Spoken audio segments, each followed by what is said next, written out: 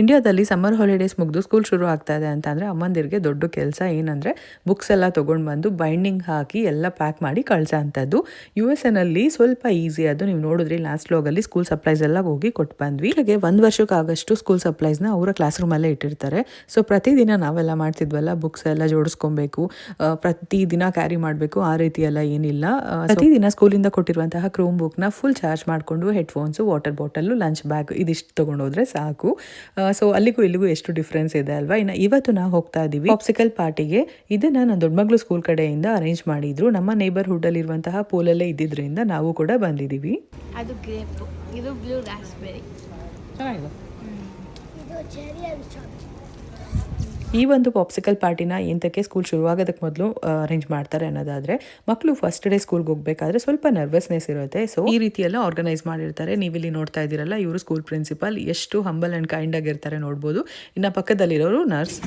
Yes ma'am, I sure can. Uh-oh, sorry, that spilled on you. There you go, sweetie. So sweet of you. Thank you, ma'am. Bye. Thank you. Bye, girl. See you soon. See you soon. Have fun at Johnson's, okay? When you come to see sister, you come say hi to me, okay? Okay, bye, sweetie. Bye, ma'am. Thank you so much for bringing them. Sweet girls. Thank you.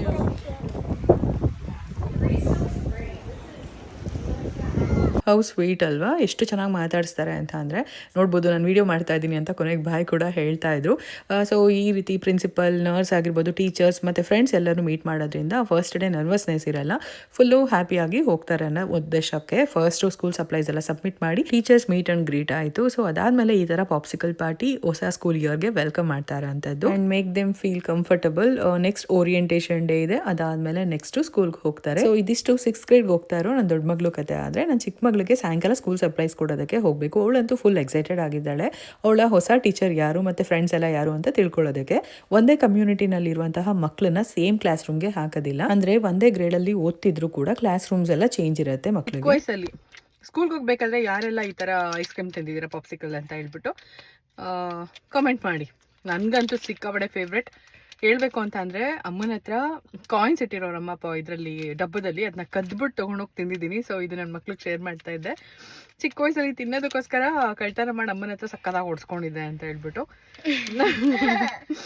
So ಒಂದು memory share ಮಾಡ್ಕೊಂಡೆ ಅವ್ರ ಹತ್ರ. So time ಬಂದಾಗಲೆಲ್ಲ ಅವ್ರ ಜೊತೆ ಅಷ್ಟೇ ಅಲ್ಲ, ನಿಮ್ಮ ಜೊತೆ ಕೂಡ ಈ ರೀತಿ ಮೆಮೊರೀಸ್ ಎಲ್ಲ ಶೇರ್ ಮಾಡ್ತಾ ಇರ್ತೀನಿ. ನೀವು ಕಮೆಂಟ್ ಮಾಡೋದು ಮರಿಬೇಡಿ, ನಿಮ್ಮ ಮೆಮೊರೀಸ್ ಏನಾದರೂ ಇದ್ರೆ ಈ ರೀತಿ. ನೀವಿಲ್ಲಿ ನೋಡ್ತಾ ಇರ್ಬೋದು, ಸಿಕ್ಕಾಬಟ್ಟೆ ಬಿಸಿಲು ಇತ್ತು. ಪಾಪ್ಸಿಕಲ್ ಎಲ್ಲ ತಿಂದ್ಬಿಟ್ಟು ಮನೆ ಕಡೆಗೆ ಹೊರಟ್ವಿ. ಇದಾಗಿತ್ತು ಇವತ್ತಿನ ಮಿನಿ ವ್ಲಾಗ್.